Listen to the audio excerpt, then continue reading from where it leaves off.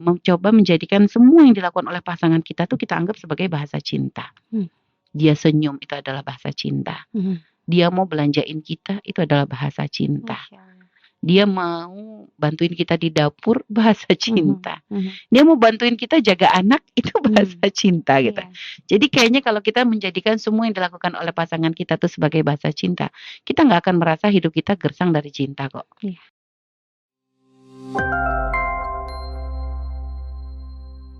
Berbicara tadi tentang masalah memahami pasangan gitu ya. Tadi seperti kasus yang memang Nadia ceritakan, banyak yang kadang seiring berjalannya waktu, akhirnya ya karena mungkin tadi ya kekecewaan yang terus menumpuk sedikit demi sedikit, menjadikan kadang menjalani rumah tangga tuh kayak ya udahlah, sudah terlanjur punya anak, sudah ini akhirnya menjalani semuanya tuh kayak gimana ya? Kalau bahasa kita mah hambar gitu ya. Hambar, jalan aja. Ya istri dengan kesibukannya ngurus anak, rumah, suami dengan bekerja, tapi tidak pernah ada komunikasi, nggak pernah ada kedekatan, duduk bersama kayak orang asing, nggak pernah guyon, nggak pernah. Nah ini yang sebenarnya aneh gitu ya. Makanya kita heran gitu. Artinya gini loh, apa-apa itu ya harus ada pembaharuan dong. Perkakas saja kalau nggak diberesin, nggak diservis rusak kok. Saya servis tuh penting banget gitu, bukan hanya untuk barang-barang kita. Punya kulkas tahun-tahunan nggak pernah dirawat ya lama-lama bobrok juga gitu loh. AC juga kotor. Artinya ya sebenarnya perlu kita itu untuk membuat pembaharuan lah dalam rumah tangga. Nggak boleh mengatakan ya udahlah sudah terlanjur. Gak ada istilah sudah terlanjur. Ya memang sudah terlanjur benar. Ini sudah rumah tangga kita sudah terlanjur. Tapi sekarang ya ibaratnya kalau ada istilah nasi sudah menjadi bubur. Tapi kan bukan berarti bubur tuh nggak bisa diolah lagi gitu loh. Ternyata nasi udah jadi bubur juga masih bisa diolah kok supaya lebih nyaman. Tinggal tambahin topping. Akhirnya jadi bubur ayam. Dan banyak yang lebih suka bubur daripada nasi. Gitu loh. Artinya ya jangan gampang ini ya. Kita tuh jangan gampang menyerah dengan keadaan. Harus mencari cara bagaimana agar kita tuh bisa bahagia. Karena kita itu harus berupaya ya kan dalam berdoa juga tuh Rabbana atina fid dunya hasanah wa fil akhirati hasanah. Artinya kita tuh pengen di dunia tuh kita sudah kasih sama Allah tuh dikasih bahagia. Ini muqaddimah bahagia di akhirat kan gitu. Harapan kita dalam hidup tuh seperti itu. Maka ayo berupaya, nggak boleh ada kata menyerah udah kadung. Oh nggak bisa. Kalau memang ternyata posisi yang lemahnya adalah di pasangan kita, maka ayo kita yang memulai. Misalnya matinya komunikasi dari pasangan kita, maka jangan kita biarin. Ayo kita yang membuka komunikasi gitu loh. Jangan kita udah suamiku udah nggak respon, nggak boleh gitu, terus berupaya. Nggak ada ibaratnya upaya kita tuh tentu ada hasil dalam setiap upaya kita. Apakah sedikit atau banyak itu nanti akan ada buahnya. Yang nggak boleh tuh nyerah, itu loh. Nyerah dengan keadaan dalam hal apapun, dalam belajar nyerah juga ya begitu, nggak akan bisa jadi orang sukses. Orang yang gampang menyerah, orang yang tidak akan bisa berhasil dalam menjalani hidup. Ayo makanya kita menjadi orang yang terus berpikir, gagal di sini, coba lagi cara ini, gagal di sini, coba lagi, terus seperti itu. Karena ini masalahnya rentetannya ini akan panjang. Ketika kita menyerah dengan keadaan rumah tangga kita yang begitu yang gersang tadi gitu. Ini akan berefek bukan hanya apa? Menjadikan ini nanti efeknya juga ke anak-anak kita. Karena apa yang kita lakukan yang terjadi dalam rumah tangga kita itu menjadi contoh untuk anak-anak kita. Sehingga ketika mereka melihat kehambaran orang tua, ini juga jangan dipikir anak kita nggak beban. Jangan, walaupun mungkin anak kita nggak ngomong, tapi bagi mereka ini beban banget. Melihat orang tuanya nggak indah tuh bagi anak itu adalah satu hal yang sangat bikin nyesek gitu loh. Dan biasanya gitu, trauma yang didapat oleh seorang anak dari keluarga yang seperti itu, misalnya suami yang cuek begitu ya.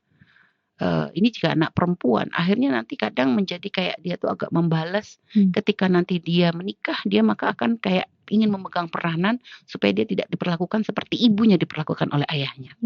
Begitupun sebaliknya, seorang anak laki-laki ketika melihat ayahnya lemah begitu ya, di hadapan ibunya atau ya intinya gitulah, dia nanti akan memberikan balasan gitu kepada pasangan. Aku harus. Jadi ini kadang sering sekali terjadi. Nah makanya sekarang kita harus berupaya. Tidak boleh ada kata sudah terlanjur, sudah kadung rusak, sudah kadung tidak indah, nggak ada. Semuanya bisa diperbaiki, asalkan kita punya kemauan. Tapi kemauannya di satu sisi. Ya sudah deh, coba sekarang gini, kalau memang kita dari dua-duanya melemah, ayo coba mendatangi orang yang sekiranya mungkin untuk merefresh lagi nih suasana di keluarga kita nih. Yang bisa kayak membangkitkan suasana indah di rumah tangga kita. Cari orang yang sekiranya akan bisa ngasih motivasi untuk kita dan suami. Ini harus. Tapi kalau ternyata suami nggak mau, ya udah kita dulu aja yang penting. Ibarat suami sakit, anggap kita berurusan dengan suami yang sakit, kita jangan kebawa sakit gitu loh. Jadi harus ada yang waras. Jangan sakit bareng. Harus ada yang waras ini. Jadi dia harus berobat. Artinya ini nggak sehat. Rumah tanggaku nggak sehat. Kalau kita sudah tahu badan nggak sehat aja harus diobatin. Rumah tangga nggak sehat, ya harus berobat dong. Cari solusinya. Apa yang harus aku lakukan? Tanya, mungkin kita juga cari wawasan, nambah wawasan. Kita baca-baca ini coba. Dan juga ayo sekarang kita terapkan. Misalnya, sekarang mungkin aku yang harus ini dulu. Mungkin dirubah dengan apa? Suasana rumah kita lebih hidup lagi. Kita dengan ini lebih ceria lagi. Dan juga menyambut suami lebih lagi. Jadi ada perubahan. Supaya suami pun lama-lama menyadari, kok beda, ada yang beda gitu. Dan itu nanti akan menjadi membangkitkan. Ibaratnya di dalam dirinya pun akan ada kayak gerakan gitu atau rasa yang berbeda yang mungkin nanti bisa menjadi pemicu untuk menjadi lebih baik. Masya Allah, ya.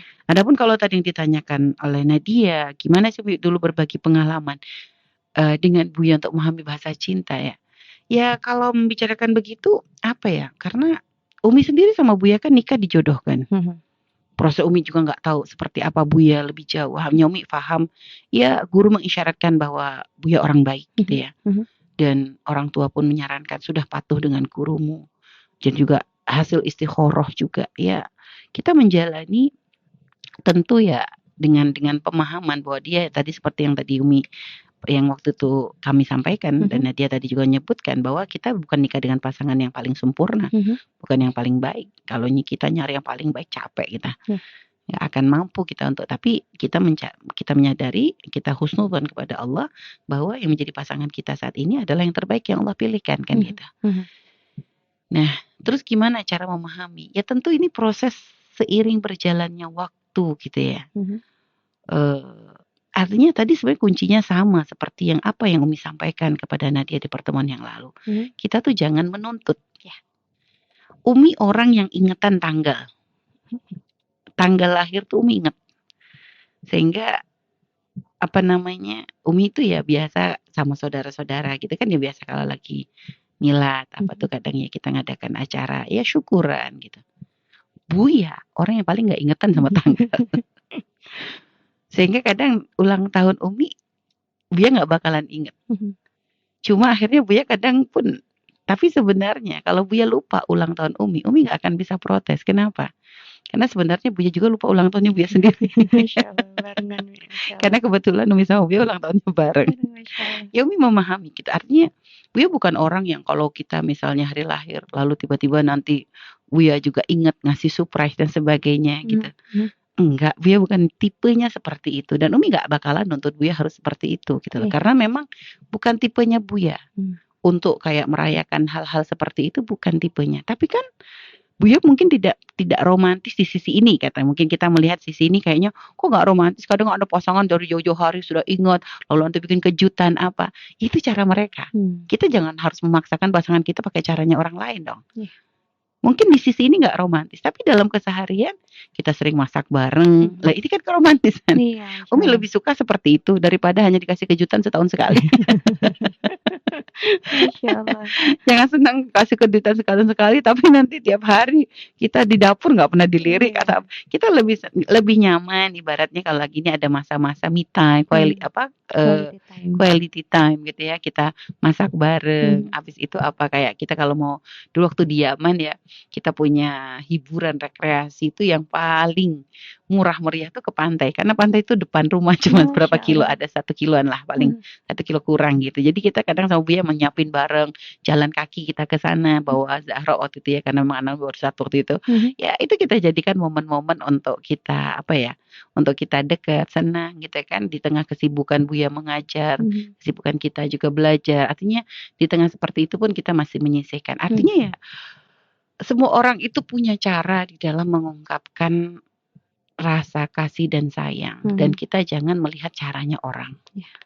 Kita nggak usah melihat caranya orang. Dan seperti juga tadi Umi sampaikan waktu yang lalu ya, jangan menunggu ungkapan cinta dari pasangan kita, tapi ayolah kita tuh juga memulai. Jadi banyak tuh selalu gengsi memulai. Makanya kata Umi, dalam suami istri nggak boleh ada gengsi. Biasakan dengan bahasa-bahasa sayang, bahasa-bahasa ya lembut gitu ya. Artinya ini, dan juga kita belajar untuk juga semakin memahami karakter pasangan kita. Apa yang dia suka, apa yang dia nggak suka gitu ya. Buya itu kalau Umi ada sesuatu, paling suka kalau Umi itu terus terang. Buya nggak suka kalau tiba-tiba Umi itu jadi pendiam. Itu bukan karakter Umi banget.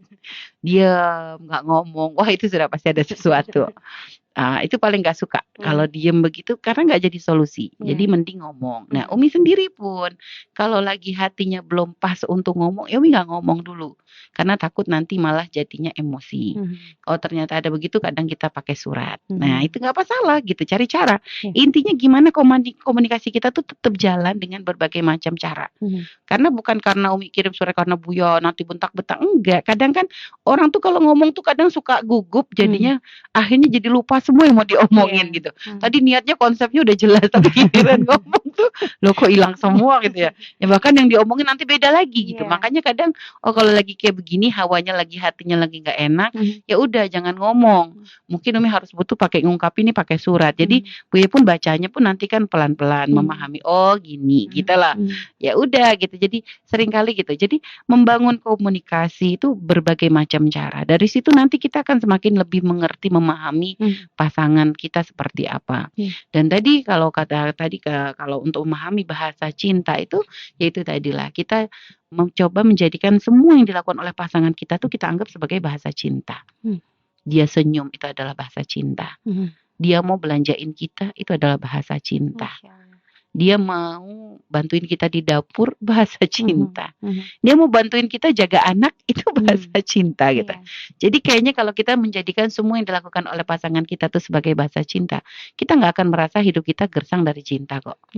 Artinya sebenarnya cara kita untuk selalu menjadikan hati kita tuh merasa nyaman.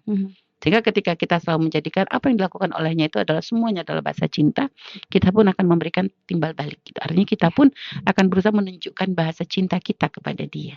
Dengan senyuman kita, dengan apa-apa yang dia suka gitu ya. Nah, ini kan cara. Tapi kalau kita sudah selalu menyalahpahami apa yang dia lakukan, dia diem, kita pikir, oh itu dia lagi emosi, dia lagi. Jadi kita prasangka buruk itu menjadikan hidup kita tuh capek. Dan orang yang selalu negatif thinking itu bakalan capek. Dia akan selalu hal sepele pun menjadi capek gitu. Artinya nggak akan nyaman dia di dalam menjalani hidup. Makanya paling enak selalulah berpositif thinking gitu ya. Dan juga mencari artinya jadikan semua yang dilakukan oleh pasangan kita tuh pokoknya kita itu memahaminya ini adalah sebagai ungkapan kasih sayang dia. Ya karena memang dia mampunya seperti itu. Mungkin suami kita bukan orang yang bisa memenuhi semua kemauan kita, tapi kan ternyata dia punya kebaikan. Tentu ada kebaikan-kebaikan yang dia punya gitu loh. Jadi jadikan kebaikan yang dia punya itu adalah bahasa cintanya yang harus kita pahami, itu yang disampaikan oleh suami untuk kita gitu loh. Artinya makanya Buya sendiri kan sering ngomong, kita tuh kalau lagi dalam memilih pasangan yang melek gitu kan, milih ya, ketika milih yang melek. Artinya semua tuh harus kita teliti, keluarga, orang tua ini, akhlak apa semuanya. Tapi kalau sudah jadi suami, pandang suami itu dengan pandangan remeng-remeng. Atau bukan suami saja, kita seorang suami mandang istri remeng. Artinya apa? Kalau sudah menjadi pasangan tuh kekurangannya tuh jangan terlalu dipelototin gitu loh. Ada remeng-remeng tuh maksudnya kita tuh ya sudah banyak maklumnya.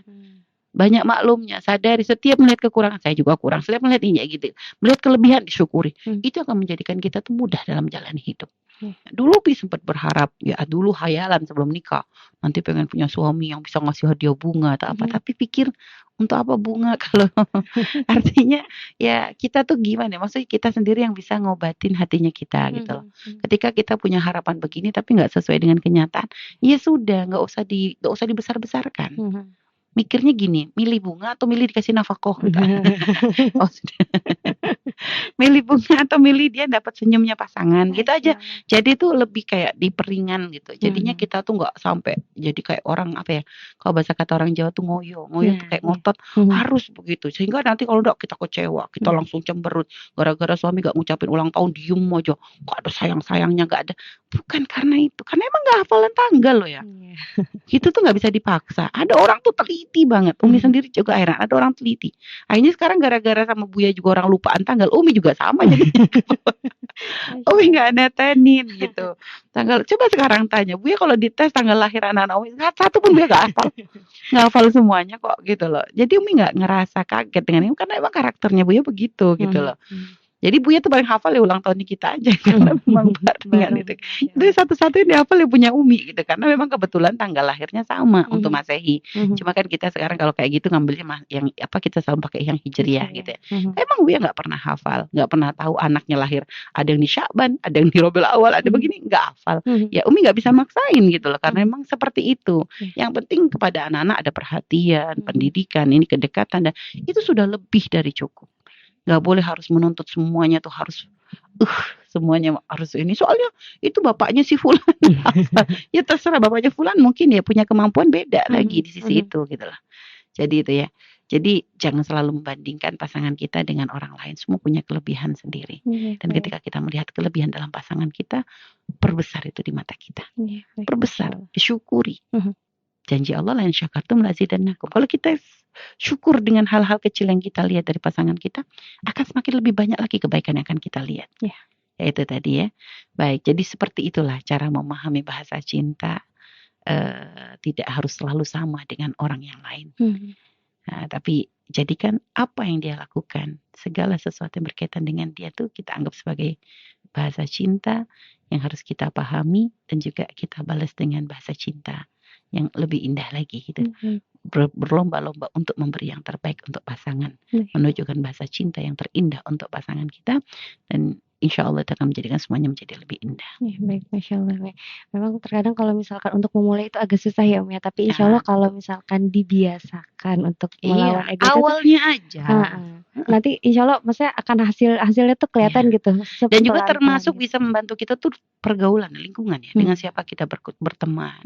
Kadang menjadikan kadang kita tuh menjadi banyak menuntut kalau kita kumpul dengan istri-istri yang juga suka menggunjingkan suaminya.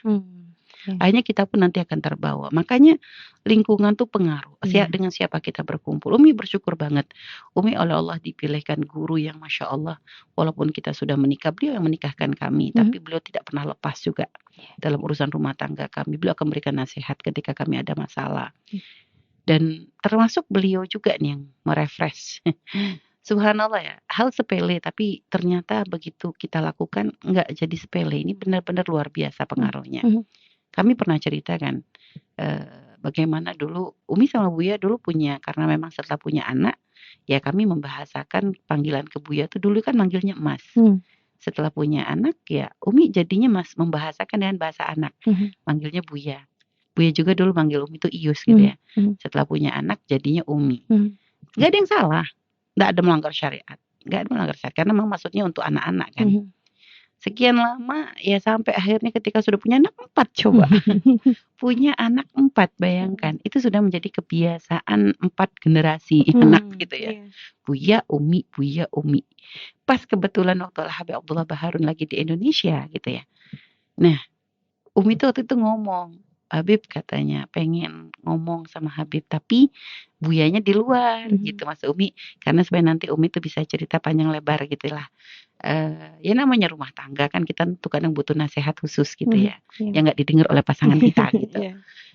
Habib tuh ternyata melihatnya dari sisi yang lain. Virus kamu manggil Yahya tuh siapa katanya. Buya Habib. Loh, terus Yahya manggil Umi. Kenapa kok kamu manggil kayak gitu katanya. kan bahasain anak Bib, kata kita tuh kan. Kita anak-anak soalnya manggilnya Buya Umi Bib, biar ini gitu, biar enak gitu kan. Loh, anakmu biarin manggil Buya Umi, ngapain kamu ikut-ikutan? Dia bilang, ya udah kebiasaannya gitu Beb katanya. Dulu kamu manggil Yahya apa katanya? Mas ya Beb gitu kan. Buya, Yahya ngambil kamu. Yus gitu. Ya sudah kamu balik lagi kata ke panggilan yang dulu. Kita tuh dimarahin waktu itu sama Habib. Kamu balik lagi. Sekarang coba kamu panggil dia katanya. Suruh praktek coba di depannya Habib. Aduh rasanya tuh manggil Masya lagi tuh setelah punya 4 anak gitu tuh ya. Ini mah ini banget gitu. Maksudnya canggung banget gitu. Canggung banget. Bener Umi. Canggung tuh banget. Cuma ya karena disuruh Habib begitu sudah manggil gitu kan. Buya juga tuh waktu itu disuruh manggil. Ya kamu panggil Fairuz katanya. Iya. Itu kita tuh nahan ketawa aja tuh. Sampai akhirnya karena ini disuruh Habib, perjalanan pulang waktu itu beliau lagi di Jawa Timur kan di Gresik, ini tempat guru kami juga, Syekh Mas bin Fakih. Jadi waktu itu kami pulang ke Cirebon naik kereta api tuh sambil ketawa tuh, panggil Mas ya. Yes, Mas ya. Itu tuh canggungnya luar biasa dan berhari-hari canggung. Sampai udah gitu anak-anak kami pun akhirnya mulai ke itu. Dengar heran, ngapain Umi sekarang manggil Buya kayak gitu katanya. Mas ya dan sempat anak kami ikutan juga. Ikutan manggil Mas ya, ikutan manggil Ius gitu tuh. Berapa hari, tapi habis itu balik lagi mereka Umi Buya. Cuma akhirnya kita membiasakan dan ternyata memang apa ya, bukan hal remeh itu. Ternyata memang ada rasa yang berbeda gitu. Kita merasa kayak kita tuh dikembalikan lagi, refresh cinta kita tuh kayak diiniin lagi gitu. Artinya kita tuh kayak diingatkan lagi ketika kita masih awal-awal menikah apa semuanya. Jadi ada yang berbeda dengan panggilan seperti itu saja. Makanya subhanallah, kita tuh harus memang mencari guru-guru yang subhanallah tuh benar-benar bisa menjadikan rumah tangga kita itu kayak ya itu lagi memperbaharui. Dan kami rasakan memang subhanallah masalah panggilan nggak remeh itu. Itu membangun sesuatu, kedekatan lebih.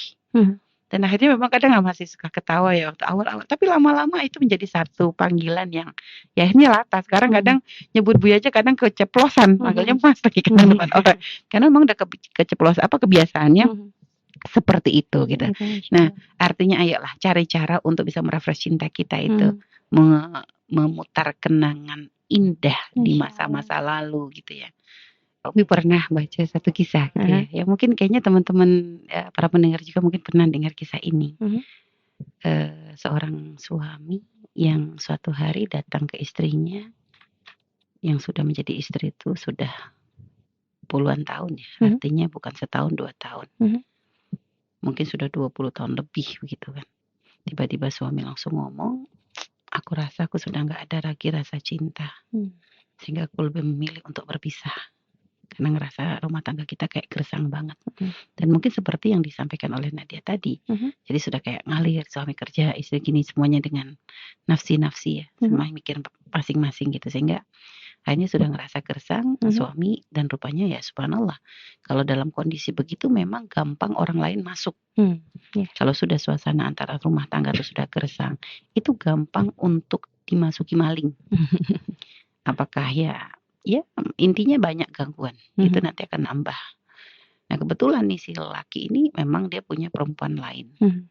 Ya Umi gak membahas apakah ini menikah ataukah sekedar senang-senang ya mungkin bahasa itu selingkuh gitu ya. Yang jelas ini kisah ini memang bukan Umi sendiri nggak waktu membaca tuh nggak memastikan apakah ini adalah cerita Islami atau enggak. Yang jelas ada wanita lain sehingga akhirnya suami merasa hubungan dengan istri semakin tidak indah. Akhirnya si istri pun terpukul kan. Puluhan tahun menikah, sudah anak gede. Kok suami tiba-tiba memutuskan dengan cara sepihak. Akhirnya ya sudah oke. Ya bukan oke. Suami shock dong. Pasti wah dia nangis, dia begini karena dalam bayangan dia ya segersang-gersangnya rumah tangga ya nggak sampai sebegitunya gitu loh. Perpisahan bukan tetap suatu hal yang diharap. Sehingga akhirnya semalaman tuh pikir dia, kenapa kok suaminya tiba-tiba begini. Akhirnya mulai dia introspeksi. Dia mulai menyadari bahwa saya memang ada yang kurang dalam rumah tangganya. Sehingga keesokan harinya ketika dia sudah mulai bisa tenang gitu ya. Dia mulai bisa tenang, suaminya datang, dia ngajak ngobrol, ayo kita ngobrol dulu. Akhirnya ngobrol sampai akhirnya si istri dia menyetujui kalau emang nanti harus berpisah, dia menyetujui. Tapi dia minta waktu pending untuk sebulan. Dan selama sebulan ini dia pengen kayak mengulang kisah yang lama. Dulu tuh suaminya tuh pertama kali masuk ke rumah ini gitu ya. Itu tuh sambil menggendong istrinya waktu jadi pengantin baru. Dan istrinya tuh pengen gitu. Dia tuh mengulang lagi, suaminya menggendong dia lagi. Terus seperti itu maksudnya. Artinya mengulang kenangan lagi. Oke, dijalani hari besok itu si suami, ya istri sudah siap, canggung banget nih, mau gendongan kayak dulu lagi tuh canggung banget. Untung masih kuat, dan untung istrinya masih bisa digendong juga ya. Yang kalau yang bahaya kalau ini nggak bisa dipakai, kalau istri nggak bisa digendong. Artinya suami kuat, istri bisa digendong, nah gendong, canggung, kaku, tegang semuanya, istri tegang, suami tegang, ya pakai jarak lagi walaupun gendong ya. Hari pertama masih belum bisa ada obrolan. Hari kedua besok gendong lagi gitu ya. Mulai istri sudah mulai bisa pegang, suami pun sudah lebih dekat.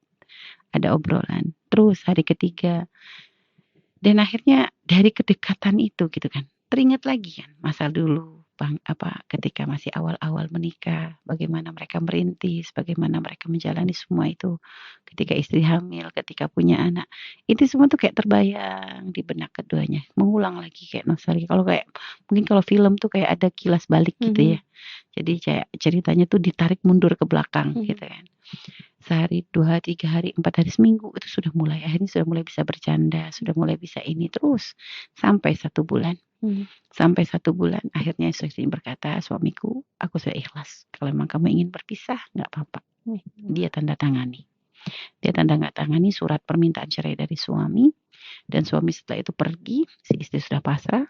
Ternyata apa? Si suami kembali ke wanita yang selingkuhannya lah intinya.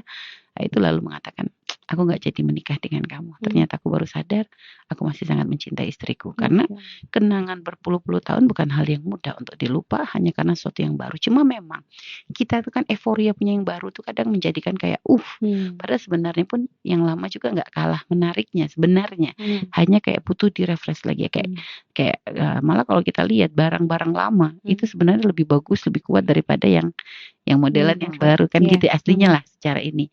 Nah, artinya dari kisah ini ya sebenarnya kembali lagi ya seperti kata Umi tadi, Umi sudah punya anak 4 waktu itu harus mengulang panggilan lama di ketika masih awal-awal menikah. Maka sebenarnya mencoba mengembalikan kenangan lama, masa-masa indah ini tuh insya Allah bisa membangun keindahan dalam rumah tangga kita. Makanya jangan gengsi, jangan malu, dan tidak boleh ada kata terlambat.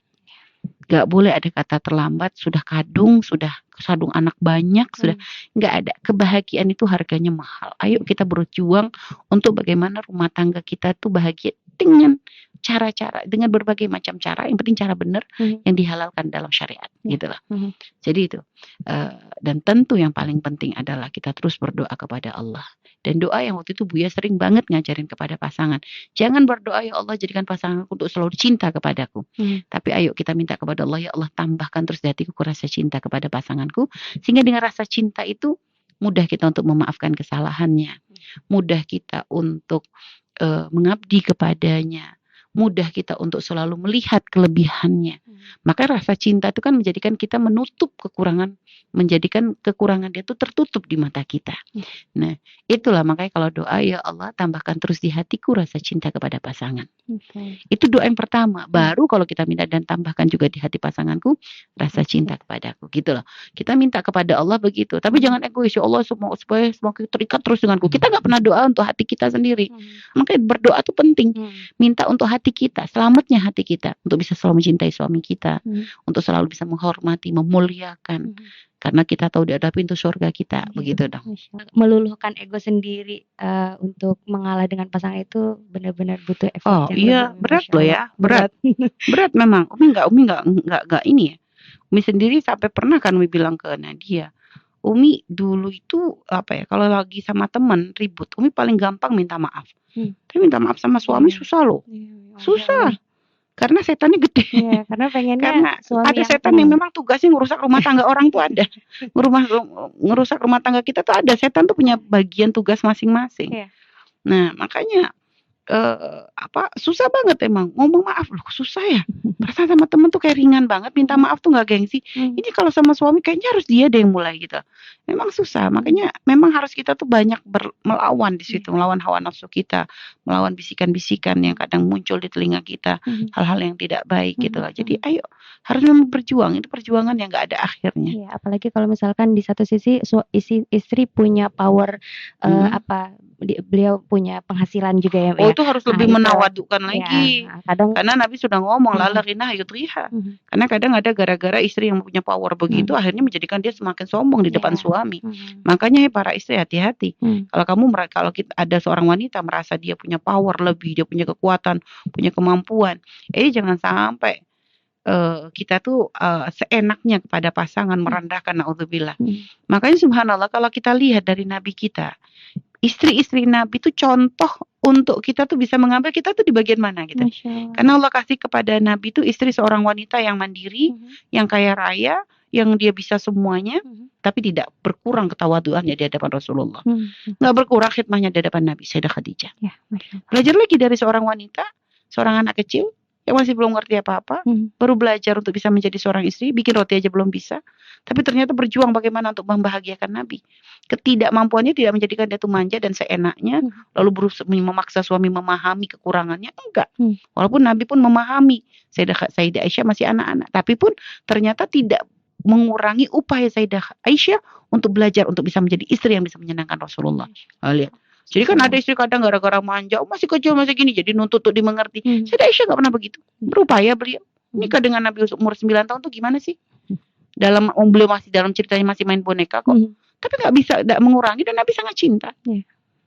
Lalu belajar nanti dari Sayyidah Saudah, seorang istri yang sederhana, tapi berupaya untuk selalu memberikan terbaik untuk Nabi. Belajar daripada Sayyidah Ummu Salamah, jadi semuanya tuh punya cerita masing-masing. Sayyidah Hafsah sendiri adalah seorang yang tegas, tapi pun ternyata bisa menjadi seorang wanita lembut di hadapan Rasulullah. Ada kadang hal-hal yang kadang permasalahan dalam rumah tangga Nabi bukan karena mereka adalah orang-orang yang nggak baik, enggak. Karena ini adalah untuk contoh dalam hidup kita.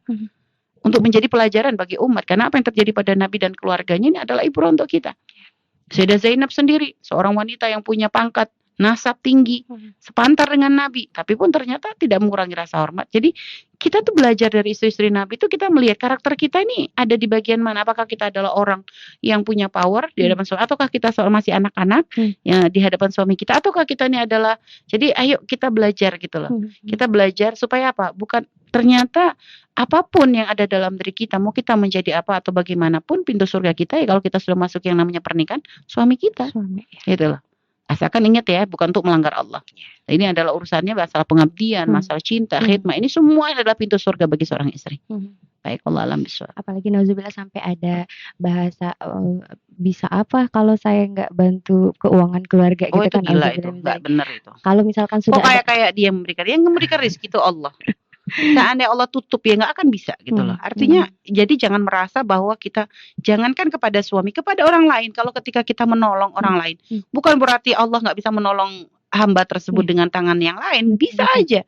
Jangan merasa kalau bukan kita yang nolong siapa lagi. Siapa kamu? Kok kayak kita punya kuasa? Kita bisa menolong dia karena kehendaknya Allah, bukan karena kehendaknya kita. Allah yang menghendaki kita untuk menolong dia, sehingga kita menolong. Jadi jangan langsung merasa kok kayak yang berbuat, yang memberikan jalan siapa, kok yang ngaku-ngaku siapa. Ini kan aneh. Jadi kita tuh ketika kita diberi kemampuan nolong siapapun, apalagi ini adalah suami kita, itu jangan lalu merasa diri kita bahwa wah saya nih, kalau nggak saya, kalau bukan karena dulu dengan saya berjuang, kamu jadi apa sekarang? Kalau bukan dulu saya berkorban, kamu gimana? Apa kamu nggak ingat? Ini model apa ini yang istri? Wajar kalau suaminya ninggalin. Kalau memang dia gak bener kok, dia ngerasa bahwa dia nggak ada. Ini semua takdir yang apa yang didapat. Misalnya ternyata istri kok punya kemampuan dari finansial, ini karena Allah memang memilih dia untuk lebih mampu daripada suaminya. Jadi kalau seandainya kita menanamkan rasa ini dalam hati, kepada siapapun kita nggak akan merendahkan, apalagi kepada suami kita. Kepada orang fakir sekalipun kita nggak boleh merendah kok. Kalau ada orang fakir di sekitar kita, bukan karena Bukan karena Allah tidak mampu untuk memberikan mereka makan, tapi Allah membuka jalan bagi kita untuk mencari pahala dengan berbuat baik kepada mereka. Begitu. Jadi sebenarnya kebutuhan kita akan orang fakir itu lebih daripada kebutuhan orang fakir akan kita. Karena butuhnya kita untuk mencari selamat melalui tangannya orang fakir, orang-orang yang membutuhkan, ini adalah untuk keselamatan akhirat kita. Yang kita kasih sedikit, yang Allah balas banyak. Loh, apalagi ini adalah untuk suami kita. Loh, ini lebih gede lagi nih. Makanya jangan salah kita dalam memahami kebaikan yang kita lakukan. Jadi Allah punya cara untuk menolong hamba-hambanya. Jadi bukan selalu dengan tangan kita, jangan merasa. Tangan kita bisa menolong karena Allah menghendaki kita untuk menolong. Harta kita bisa bermanfaat untuk orang lain karena Allah menghendaki harta kita bisa kita gunakan untuk hal yang baik. Jadi urusan kita semua ini adalah kalau kita sambungkan dengan Allah, nggak akan pernah bisa menjadikan kita mengangkat suara atau merasa punya jasa. Padahal kita sebenarnya adalah gak punya apa-apa kecuali dengan pertolongan Allah Subhanahu wa taala. Masya Allah. Kan kadang kalau misalnya kita capek dalam membantu hal perekonomian suami, misalkan akhirnya muncul kata-kata seperti itu dengan merendahkan suami gitu. Nah, itu apakah ada doa khusus Umi untuk biar banyak istighfar. Kuncinya adalah dirasa syukur. Kalau kita bisa, ini untuk siapa saja, bukan hanya untuk istri yang membantu perekonomian suami. Perbanyaklah rasa syukur. Ketika ternyata Allah menjadikan dengan tangan kita, kita bisa menolong orang. Jadi syukur itu bukan ketika kita dapat duit. Tapi ketika duit yang kita cari bisa kita pakai untuk hal baik, itu kan harus syukuri. Masya Allah. Di saat ada orang lain punya duit bisa digunakan untuk maksiat. Tapi kita punya duit bisa nolong suami. Itu kan harus disyukuri. Jadi harusnya dengan memperbesar rasa syukur tuh menjadikan kita nggak akan gampang meremehkan orang lain. Alhamdulillah ya Allah, Kau pilih tanganku untuk menjadi tangan yang bisa nolong orang. Alhamdulillah ya Allah, Kau pilih hartaku untuk bisa menjadi orang yang bisa hartaku manfaat untuk orang lain. Alhamdulillah ya Allah, dengan ilmuku Kau jadikan itu jalan untuk aku bisa nolong orang lain. Dan syukur ini menjadikan kita tidak akan pernah menjadikan diri kita sombong. Tapi kita bersyukur karena dengan yang Allah berikan ternyata ada gunanya untuk hamba Allah yang lain. Khairukum anfa'ukum linnas. Paling bagusnya kalian yang paling manfaat untuk orang lain. Motivasi ini sebenarnya sangat cukup bagi para istri untuk tidak menyombongkan diri di hadapan suami ketika Anda dipilih menjadi istri yang harus membantu perekonomian suami. Bersyukurlah, alhamdulillah. Karena mungkin ya ekonomi suami Anda, ya alhamdulillah terbantu. Ya kalau ternyata tapi suaminya dolim, suaminya begini-begini. Ya sebenarnya kembali lagi, dulu nyari suami di mana? Tapi kalau sudah telanjur punya suami seperti itu, ya sudah, jangan banyak ngeluh. Sekarang memang kalau suami nggak mampu, pilihannya ada. Kalau suami nggak bisa ngasih nafkah, pilihannya Nabi sendiri nggak dolim. Boleh minta cerai. Tapi apakah itu solusi? Cerai sendiri nggak gampang. Menjadi janda itu bukan hal yang mudah. Ujiannya besar. Makanya kalau ternyata Anda mampu, kenapa bukan Anda yang bertahan? Ayo belajar menjadi seperti wanita-wanita di zaman Nabi Muhammad SAW. Ketika Nabi menyuruh mereka untuk ya ayuhan nisa, ayah Tuhan nisa, tasaddaqna. Perempuan-perempuan sedekah. Saat itu kata Sayyidina Bilal, semua wanita berlomba-lomba. Ada yang lepas antingnya, ada yang lepas kalungnya, ada apa, semua berlomba-lomba. Lalu tiba-tiba ada seorang wanita yang istri dari Sayyidina Ibnu Mas'ud yang bernama Sayyidah Zainab datang menghadap kepada Rasulullah. Akhirnya berkata, ya Rasulullah, Engkau menyuruh kami untuk bersedekah. Lalu aku pun ingin bersedekah karena kebetulan aku punya perhiasan yang bisa aku sedekahkan. Tapi ternyata kata suamiku bahwa dia adalah orang yang paling berhak untuk mendapatkan sedekah dariku. Bagaimana ini ya Rasulullah? Lihat.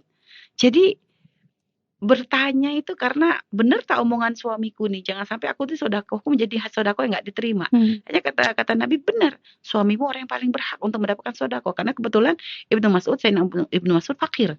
Sehingga ketika istrinya punya kekayaan, maka daripada diberikan kepada orang, paling berhak untuk adalah suami. Karena dengan memberikan harta kepada suami, Sayyidina Ibnu Mas'ud bisa memberikan nafkah kepada istrinya. Jadi karena harta istri kan milik istri. Harta istri milik istri, itulah syariat Islam tuh menjaganya banget. Jadi walaupun Sayyidah Zainab kaya, tetap kewajiban nafkah adalah kepada Sayyidina Ibnu Mas'ud. Dan Sayyidina Ibnu Mas'ud fakir. Makanya ketika istri mau sedekah, Sayyidina Ibnu Mas'ud ngomong, aku lebih berhak mendapatkan sedekah darimu karena aku fakir. Lihat lucunya, masa indahnya gitu ya syariat kita itu ya, luar biasa. Akhirnya Sayyidah Zainab nanya ke Nabi, kata Nabi, benar yang dikatakan oleh Ibnu Mas'ud, sedekahmu kepada suamimu itu adalah paling utama. Akhirnya diberikan kepada suaminya. Yang karena itu akhirnya Ibnu Mas'ud memberikan nafkah kepada istri dan anaknya. Lihat. Jadi Indah banget. Islam tuh nggak ngajarin istri tuh untuk ini gitu ya. Artinya suami agar bisa menjalankan kewajiban sebagai seorang suami memberikan nafkah kepada istri. Istri pun dengan kekayaannya malah berikan sedekah. Nggak boleh sombong gitu loh. Tapi di situ dikasih imbalan apa? Pahala yang besar dari Allah Subhanahu wa Ta'ala. Lihat, semuanya kalau berpikirnya akhirat, nggak akan menjadikan tuh jalan untuk merendahkan siapapun. Jadi itu ya. Baik, wallah alam bisawab. Baik, Umi. Jika di saat ada rasa lelah untuk mengalah dan berjuang untuk itu mengalah banyak ke suami, istighfar itu. Masya Allah. Kita mau cari bahagia atau gimana gitu ya. Nggak boleh. Makanya kata Umi, jangan gampang menyerah. Orang gampang menyerah tidak akan bisa sukses. Capek dalam hidup, ya artinya sekarang ya kita harus punya motivasi. Dan motivasi seorang istri sebenarnya paling enak ya. Motivasi istri untuk bisa terus mencari, membahagiakan, menyenangkan suami itu apa? Surga. Masya Allah. Ya Allah, surga. Kalau seorang suami bisa istri seorang bisa membahagiakan suami, bisa menjadikan rumah tangganya indah, muqaddimah indah di akhirat, itu kan surga. Lah kenapa kok dikasih iming-iming surga kok jual mahal sih? Dikasih pahala kok jual mahal. Memang itu bukan jaminan kita masuk surga, tapi itu jalan untuk kita menuju surga Allah, gitu kan sudah diajarkan oleh Nabi. Maka masuk kita untuk ke situ aja kok kita gengsi, kok kita lemah. Ini surga Allah loh ya. Ini bukan hanya sekedar voucher belanja di supermarket. Surga Allah mahal. Artinya kalau kita memahami kemuliaan, bagaimana pahalanya seorang istri yang bisa membahagiakan suami, berkhidmat, mengabdi, ini harusnya menjadi semangat bagi para istri semua untuk memberikan yang terbaik dong untuk pasangannya. Betul, Masya Allah.